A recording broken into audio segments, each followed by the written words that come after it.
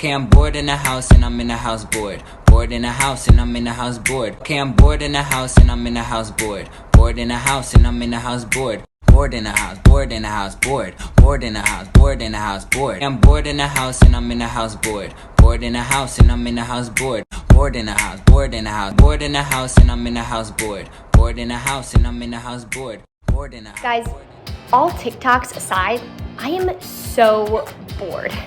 When this first started, it kind of felt like a mini vacation, you know, a extended snow day or snow week.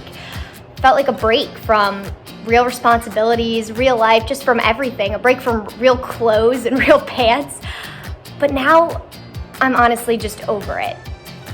I am so bored, and I can't believe that I'm saying it, but I am sick of sitting on my couch all day. I love my couch, but I really am.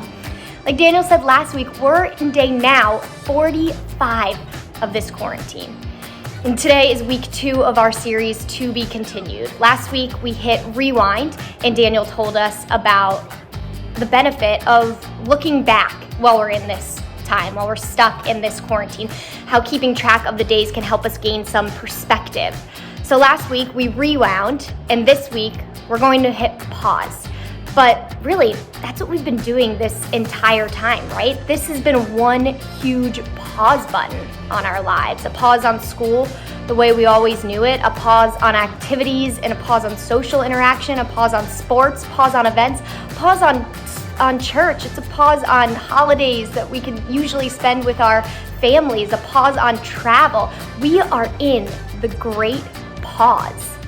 And this pause you guys are experiencing right now is a massive historical event. This is something that kids one day will learn about in school, in textbooks. We'll be hearing statistics about the effects of coronavirus for years to come. You're experiencing a huge moment in history that will define your generation the way 9/11 and the assassination of JFK did for others. But unlike other big historical things or a way that we always would imagine some big historical event to feel, we're just stuck at home, bored. It's hard to grasp the reality of what's actually going on or the severity of it. I mean, we see the news and we hear stories of people who've been tested positive and are really sick, and we see all the celebrities and healthcare workers writing about staying at home. So we do. We've hit pause all of a sudden on life. And though it feels boring as the days and weeks continue on, maybe this boredom is a blessing. It's really a once-in-a-lifetime opportunity. We probably haven't been as grateful as we could be for this great pause and what it could be teaching us. Right now, everything feels repetitive. I wake up every day in the same place with the same people and do the same things. And some of us have managed to transition to something different just to get used to this new normal in our lives and have figured out how to manage the whole situation, but some of us are still really struggling. The difference between those of us who are struggling and those who are thriving is hope. Father White told us last week, faith is the belief that God exists and has the power to give us happiness. Hope is the confidence that He'll actually do it. To get through this time, we need that hope. We find hope by being a part of a community. That's just why it's so important right now to continue watching church online, to feel a part of that community, to continue to Zoom with your small groups and meet like we are for this. We need hope that one day things will get better, that we have a better future ahead of us. And we're going to talk a little bit more about that next week. But in addition to hope, we also have to pause. Think about how to be creative with this time. Imagine the possibilities, see the opportunity, stop and smell the roses. The ability to pause is what gives us peace. When Jesus first comes to the disciples after the resurrection, the first thing He says to them is, "Peace be with you." Now, that wasn't an uncommon phrase at the time. It was used a lot as a greeting between friends.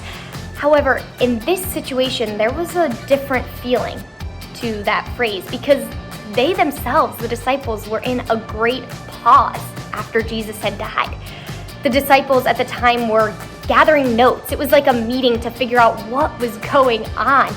They had seen the empty tombs, they had seen the burial cloths, they had heard different people's sides of the story. They were full of hope and confusion, doubt and fear. They were afraid for their lives. The doors were locked for this meeting. The only people that were a part of it were ones that they all trusted. And then Jesus walks in. Jesus appears to them through the locked doors and says, "Peace be with you." And in that moment, Jesus is not simply just greeting his disciples. He is granting them peace. His sudden appearance to them in the midst of them when they were full of doubts concerning Jesus, fear concerning themselves, it took the disciples by a little bit of shock. But all of those feelings, the thoughts, the questions are calmed with Jesus' words, "Peace be with you." The ability to pause gives us peace. Jesus paused their fears, their doubts, their confusion. He washed all of that away with his peace. Whatever you are feeling during this time, loneliness, aggravation, confusion, boredom, fear, annoyance, whatever you are feeling is okay. None of us have been through this before. We don't really know how to feel about it. So, however you feel is allowed. Acknowledge it, name it, and offer it to Jesus. He wants to grant you peace. He doesn't want you to be overwhelmed or anxious. He wants you to have peace, and he will give it to you. This week, we're calling you to simply take a moment to pause. I'll be doing it with you. We'll all be doing it together. We want you to take a walk for at least half an hour. Leave your phone at home. I know that's hard, but do it. Leave your phone at home. And during your walk, identify where you need peace in your life right now. And ask Jesus for that peace. If you get distracted, that's okay. It's bound to happen. When you do, repeat Jesus' words to yourself. Peace be with you. So this week, pause. Remember that boredom can be a blessing, and the ability to pause is what will give us peace.